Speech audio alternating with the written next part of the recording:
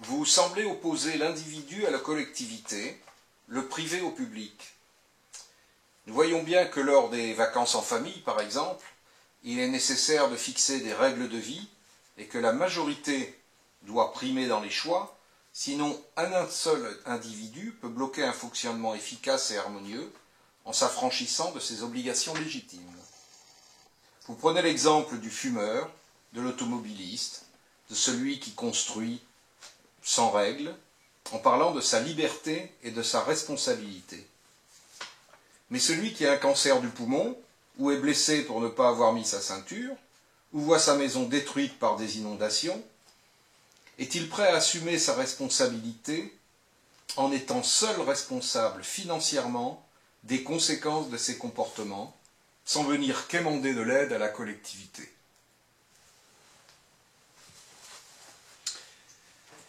Oui, alors c'est tout le problème de la responsabilité individuelle. Est-ce que l'État doit prendre en charge en amont, on revient sur le principe de précaution, doit faire un catalogue de toutes les actions qui peuvent être dommageables pour l'individu, hein, vous avez parlé du cancer du poumon, donc fumer, parler de passer à travers un pare-brise de voiture dans cette sécurité, est-ce qu'il doit faire un listing détaillé de tout ça et dire l'individu, étant donné qu'il n'est pas assez mature pour prendre lui-même les dispositions qui vont le protéger, je vais le faire par la loi. Là, c'est une vraie question. Alors, en début d'intervention, début de question, vous avez dit que j'opposais le public et le privé. Je ne l'oppose pas, je le distingue. Il n'y a pas d'opposition. En ce sens où l'intérêt de l'individu est forcément opposé à l'intérêt de la collectivité, ou l'intérêt de la collectivité, par définition, est opposé à l'intérêt de l'individu. C'est distinct. C'est distinct. Et d'ailleurs, qu'est-ce que c'est qu'une constitution? Une constitution, c'est quelque chose que l'homme commence à écrire à partir du moment où il sort de l'état sauvage. Quand il est à l'état sauvage, il est une multitude non identifiée, il n'a qu'un seul problème, c'est sa relation avec la nature, hein, et il est libre de faire absolument ce qu'il veut, les limites c'est Dame Nature qui lui fixe. À partir du moment où il décide vivre en collectivité, il écrit une constitution. Et qu'est-ce que c'est que la constitution? C'est tout simplement l'écriture, la codification de la relation de l'individu avec la collectivité. Et plus précisément, les limites de la liberté de faire de l'individu par rapport à la collectivité et les limites du droit de la collectivité sur l'individu. Donc c'est la réglementation de cette interaction entre l'individu et la collectivité qui fait la nécessité, l'objet et qui devrait faire le contenu de la rédaction constitutionnelle. Donc il n'y a pas opposition. Il n'y a pas opposition, de toute façon l'individu fait partie de la collectivité et la collectivité est composée d'individus. Donc tout à tour, dans notre vie quotidienne ou professionnelle, civile, nous sommes individus et nous sommes partie de collectivité. Il n'y a que l'ermite qui décide de ne plus jamais sortir de sa grotte, qui n'est que dans un contexte individuel, mais hormis cela, on est tous plus ou moins en permanence, en alternance de l'un ou l'autre de ces espaces. Or, le distinguo, non pas l'opposition, la distinction entre l'espace privé et l'espace public n'est absolument pas statutarisée, c'est-à-dire que on ne le retrouve nulle part. On ne retrouve nulle part la définition de ce que c'est que l'espace individuel et la définition de ce qu'est l'espace public ou collectif. Alors, individuel, privé, on va dire c'est synonyme, hein. Collectif, public, on va dire c'est synonyme pour faciliter la compréhension des choses. Et c'est ça que je pointe. Le fait que ces deux espaces qui sont pourtant bien distincts, lorsque nous sommes ici dans un espace privé, nous avons bien conscience que nous sommes dans un espace privé, nous avons l'impression qu'on peut faire un certain nombre de choses, quelque chose d'un petit peu inné qui vient en nous. Lorsque nous sommes dans la rue, nous avons bien conscience que nous sommes dans un espace public et qu'il y a également cette idée innée qui vient en nous, qu'il doit y avoir une réglementation, que tout le monde n'a pas le droit de faire n'importe quoi dans un espace public. Donc, ces deux espaces existent, ces deux espaces sont générateurs intuitifs dans l'esprit commun de concepts, de concepts différents, et ça n'est pas du tout statutarisé. Il y a des tas de choses qui sont statutarisées dans la Constitution. Dans la Constitution, la moitié des articles quantitatifs décrivent la cuisine électorale, la façon de nommer les préfets, la façon de... des choses qui sont relatives, qui sont très opérationnelles, hein, qui sont loin des concepts, mais à aucun moment on a...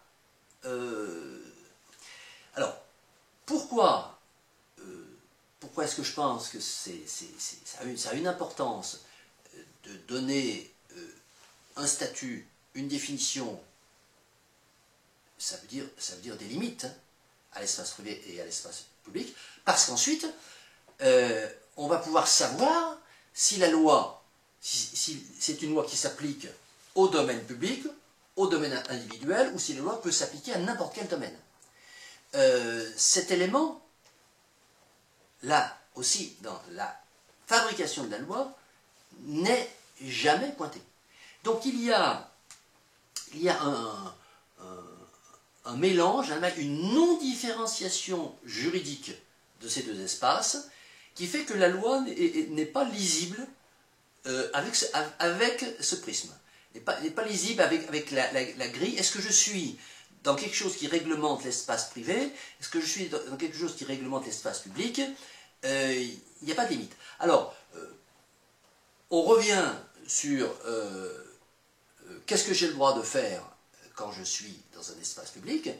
Pour que je comprenne bien cela, il faut d'abord qu'on ait défini ce que c'est qu'un espace public, et qu'on ait défini aussi ce que c'est qu'un espace privé.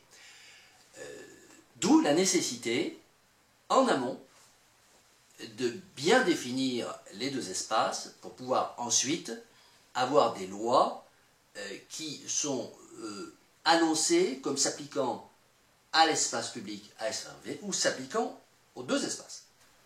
Alors, pour reprendre ce que vous disiez en citant des exemples très concrets d'un individu qui perd sa maison parce qu'il est sur un terrain inondable, ou d'un individu qui a le cancer du poumon parce qu'il a trop fumé, il existe quand même manifestement des moyens pour l'individu de se prémunir, disons, ou d'envisager ces éventualités autrement que par la législation étatique.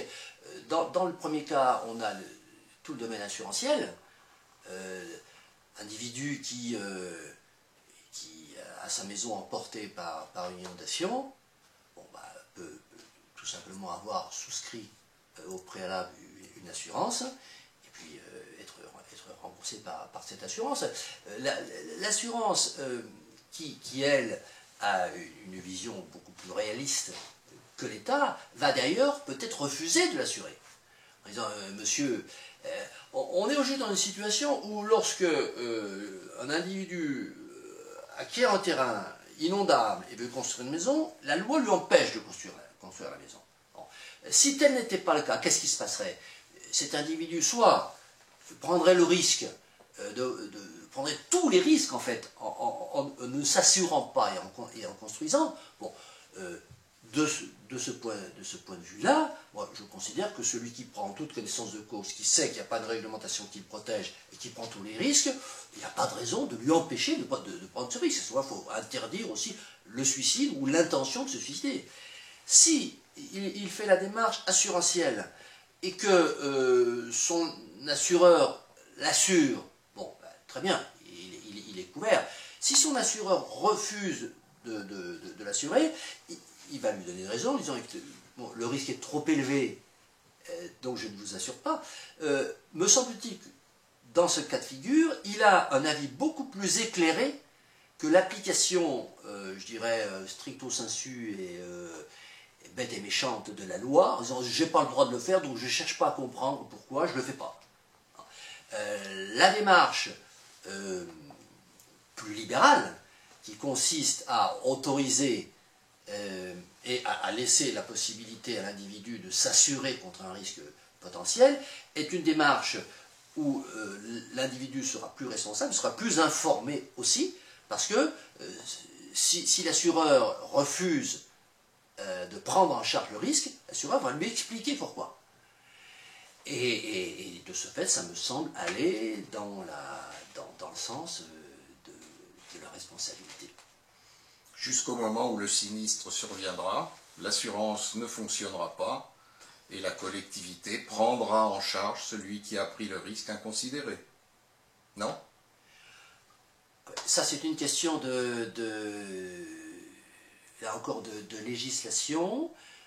Si la catastrophe n'est pas classée en catastrophe naturelle, la collectivité, enfin grande catastrophe naturelle, la collectivité ne prendra pas en charge. Bon, il faut que la loi soit claire.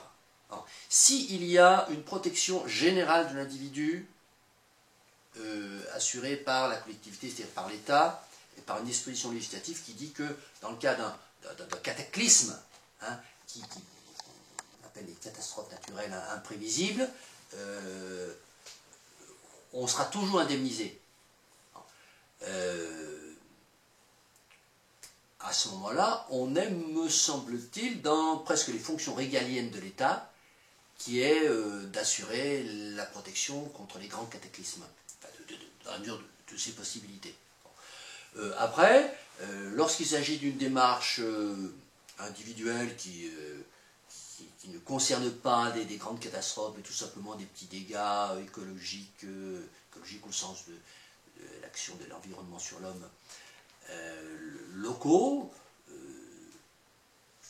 là la vraie question se pose, est-ce que l'État doit légiférer pour empêcher que l'individu prenne ce risque, ou est-ce que il faut laisser à l'individu prendre le risque et en assumer les conséquences.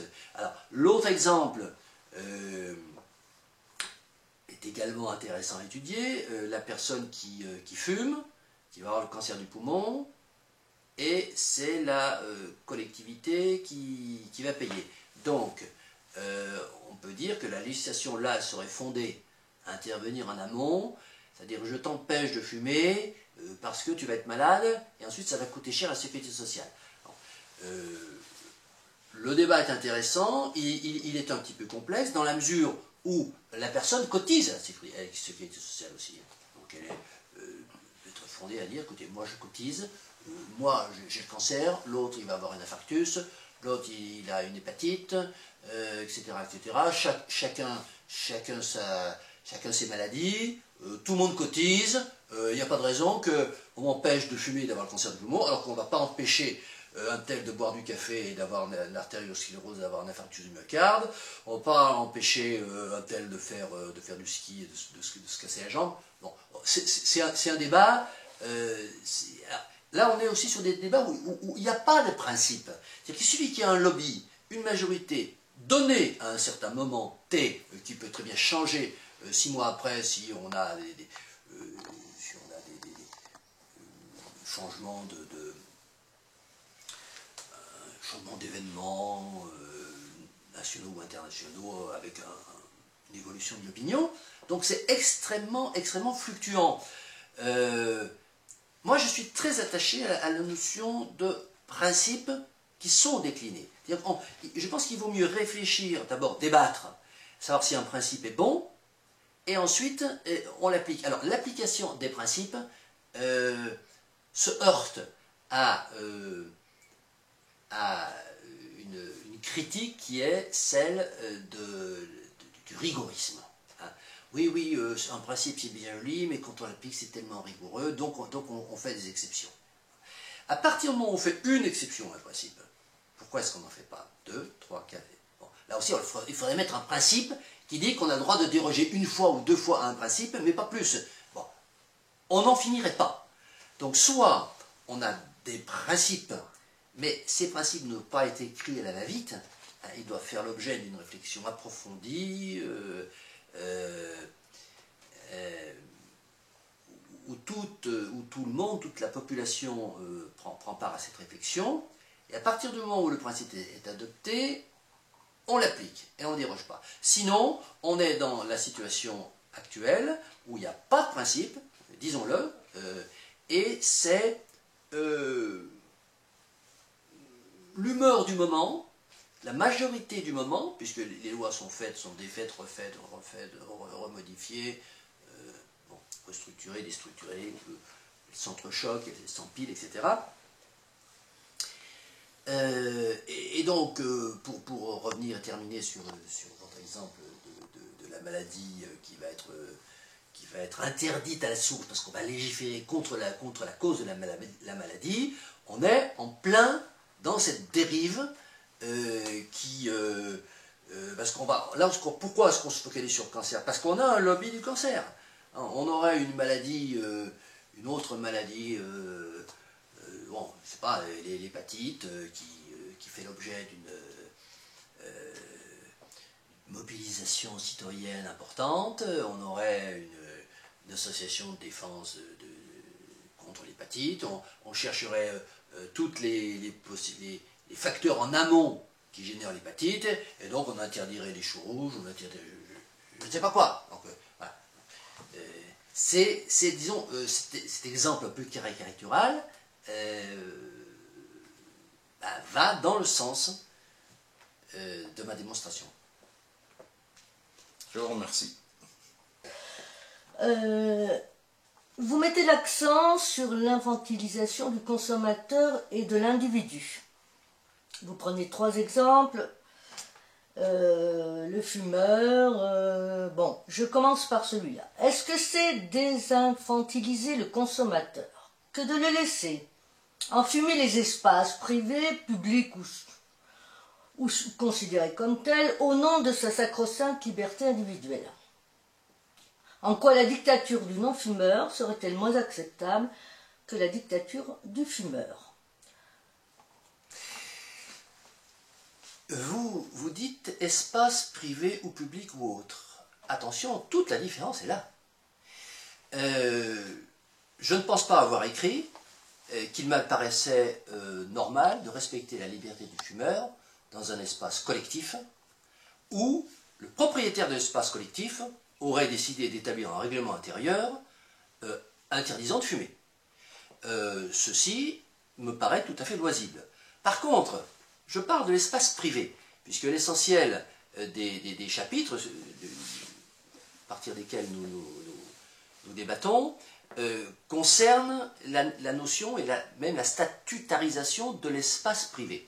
À partir du moment où nous sommes dans un espace privé, c'est-à-dire, on prend l'exemple d'un restaurant. Un restaurant est un espace privé dans lequel un individu exerce une activité et où les clients ou consommateurs, on peut employer le mot qu'on veut, viennent librement. C'est-à-dire qu'il s'établit un contrat commercial entre le fournisseur de services et l'acheteur de ce service. Aucun des deux intervenants n'agit sous la contrainte. Le client peut entrer ou pas dans le restaurant. Il a le choix de le faire ou de ne pas le faire. Il peut aller ailleurs, il peut manger autrement. Et donc, à partir de là, il s'agit de la possibilité ou pas, qui est donnée à la loi, de légiférer dans l'espace privé. Et donc, je me pose la question du principe. Si la loi peut tout faire, ce qui est le cas actuellement de la Constitution, puisque l'article 34 de la Constitution qui est supposé établir le champ d'action de la loi, en fait ne fait que lister tous les domaines dans lesquels la loi est fondée à établir une réglementation, et en fait il y a tous les domaines de l'activité publique, professionnelle, privée et civile. Donc il n'y a pas de domaine de la loi clairement réservé et inscrit dans la Constitution. À partir de là, la loi intervient dans le domaine privé, et c'est de cela que je parle. Elle intervient dans le domaine privé sans aucun principe. Donc, mon idée est que tout ce qui concerne le domaine privé ne devrait pas être légiférable au-delà d'une loi générale sécuritaire sur le respect, le maintien de l'intégrité des biens et des personnes.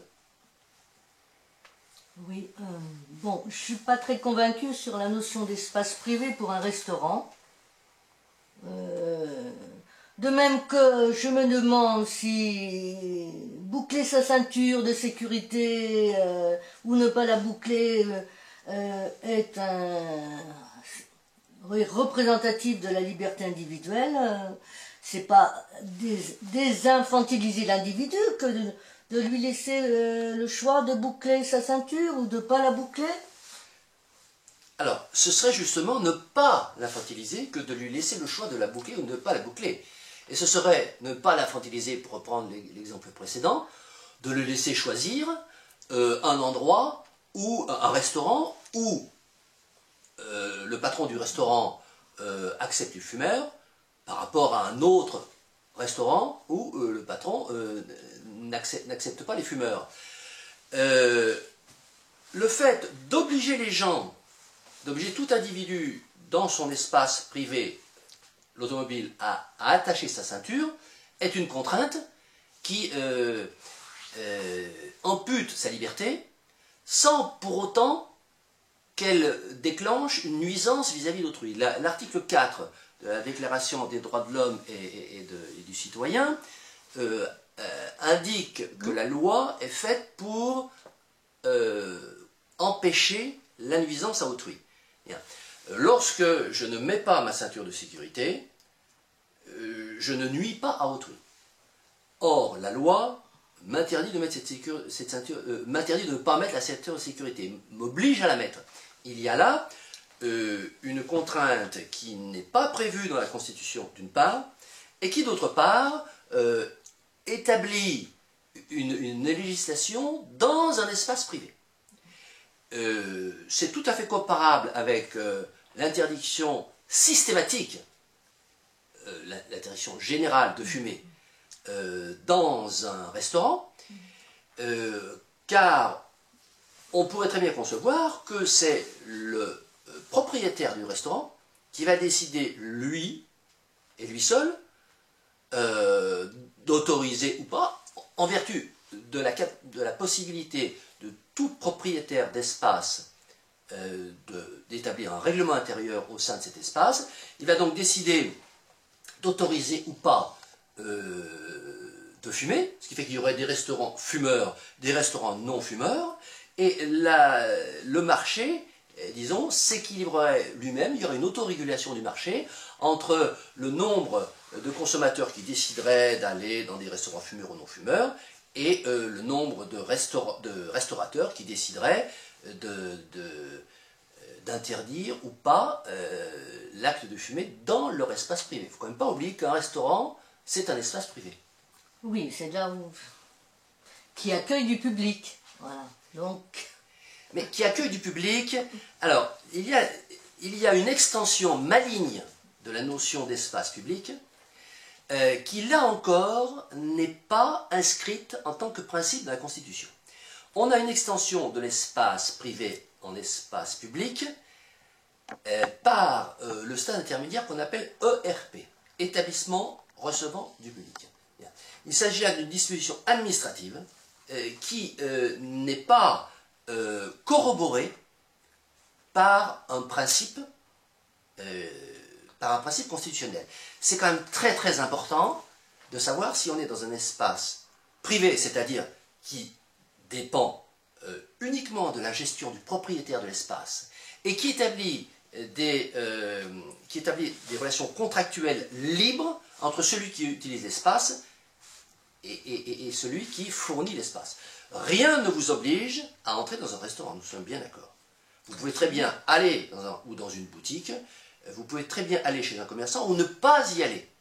Il n'y a pas une obligation, il n'y a pas une violence qui s'exerce sur le consommateur pour qu'il rentre dans un établissement de restauration. Donc, l'administration établie a créé assez récemment, il faut bien le dire, puisque toutes ces réglementations sur l'espace privé dont nous parlons ont 50 ans à peine. Il ne faut pas oublier que l'homme est sur Terre depuis 7 millions d'années, donc on parle de choses qui sont extrêmement récentes et qu'il serait, à mon sens, dangereux de considérer comme des choses innées, de considérer que le fait d'assimiler un restaurant à un établissement public serait de même nature que de dire que le soleil se lève le matin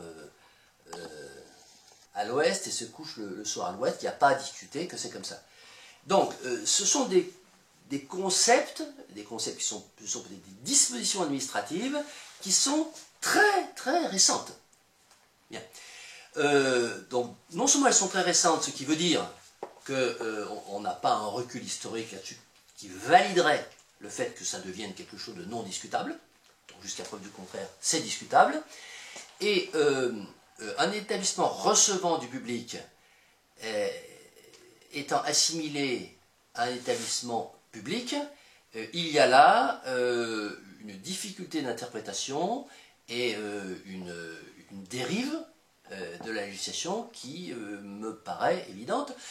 Un établissement, un lieu collectif, un établissement public, c'est un établissement, c'est un lieu qui appartient à la collectivité, bien, qui est géré par la collectivité. À partir du moment où un lieu est géré par la collectivité,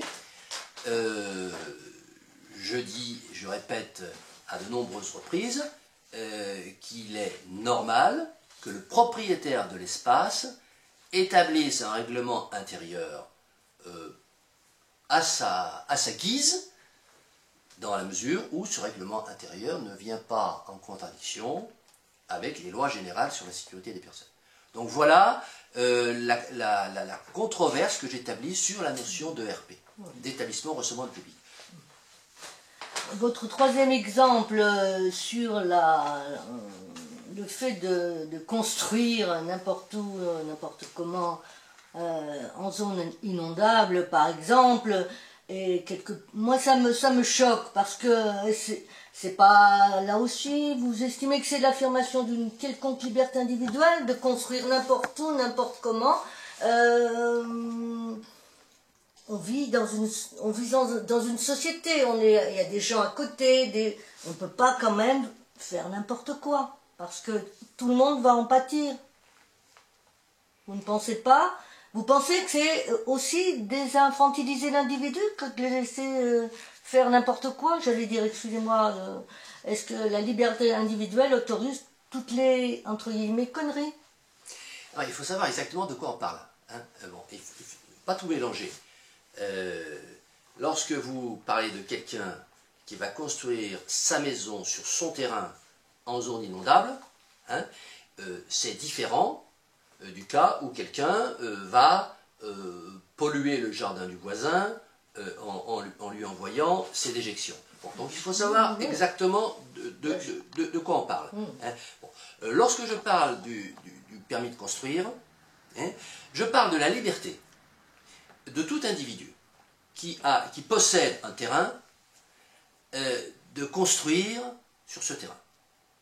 Aujourd'hui, la collectivité, l'État, réglemente très très fortement, c'est-à-dire limite très fortement, il n'y a même quasiment aucune liberté. Il n'y a aucune liberté puisque le moindre acte de construction est soumis à une acceptation de la puissance publique.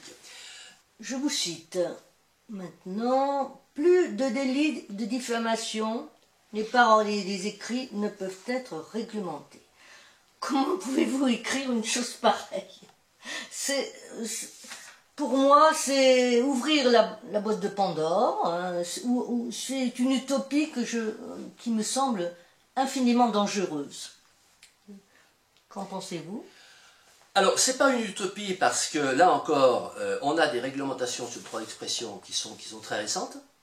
En remontant pas si loin que ça, c'est-à-dire sous la Troisième République, début du XXe siècle, il y avait, du point de vue de la diffamation, par exemple, c'est-à-dire le droit d'écrire ce qu'on veut sur quiconque, une liberté qui était supérieure à celle que nous avons aujourd'hui.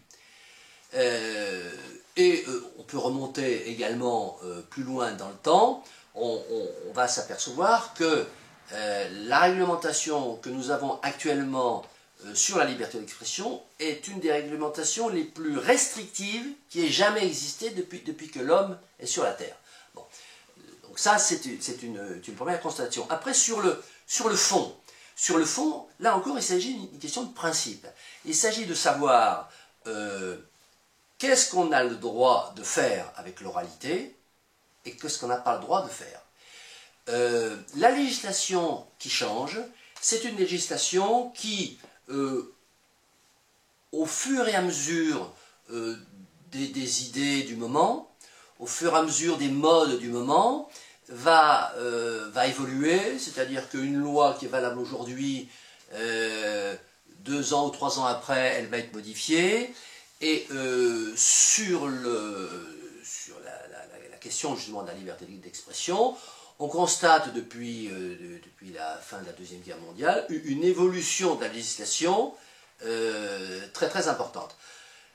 Donc la loi aujourd'hui peut être modifiée du jour au lendemain, soit par un vote de l'Assemblée nationale, soit par un décret d'un ministre, au Conseil des ministres, soit par un décret d'un préfet, c'est-à-dire d'un fonctionnaire, d'un agent de l'État, soit par une municipalité. Ça donne environ 140 000 lois qui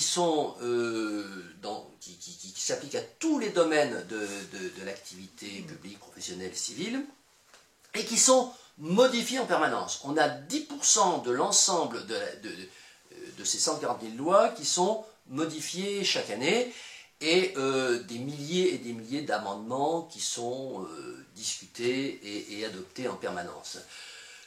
Donc, tout cela pour vous dire que la loi ne se base pas sur des principes, elle se base sur la façon de fabriquer la loi.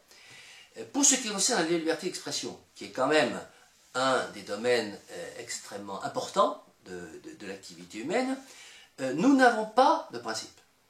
Nous avons simplement le fait majoritaire ou le fait discrétionnaire, puisque quand je parle de 140 000 lois, c'est environ 11 000 seulement qui passent par le vote de la représentation nationale et 0 par le suffrage universel, c'est-à-dire par l'expression directe des citoyens, et 130 000 qui sont édictés par des agents de l'État, des fonctionnaires. Bon. Donc on est très très loin d'un principe fort affirmé tout en haut de notre table du droit, c'est-à-dire de la Constitution, qui serait ensuite décliné dans des codes juridiques. Et pour ce qui concerne la liberté d'expression, ce que je dis, ce que je demande, ce que j'essaie de mettre en lumière, c'est quel est le principe qui préside à la limitation du droit d'expression. À partir du moment où il n'y a pas de principe autre que celui de l'article 4 de la Constitution qui dit que on ne peut exercer sa liberté que jusqu'au moment où on entre en collision avec la liberté d'autrui, c'est-à-dire qu'on crée une nuisance à autrui, il s'agit de définir la nuisance, et là, ça n'est pas fait, c'est-à-dire que la Constitution pose le concept de nuisance, mais ne le définit pas, il convient, pour savoir ce que c'est qu'une nuisance, de la définir. Et quand le fait de dire, d'écrire par exemple dans un journal, Monsieur un tel est un imbécile, Ce n'est pas une nuisance. alors le problème est de savoir si c'est une nuisance, oui ou non. Et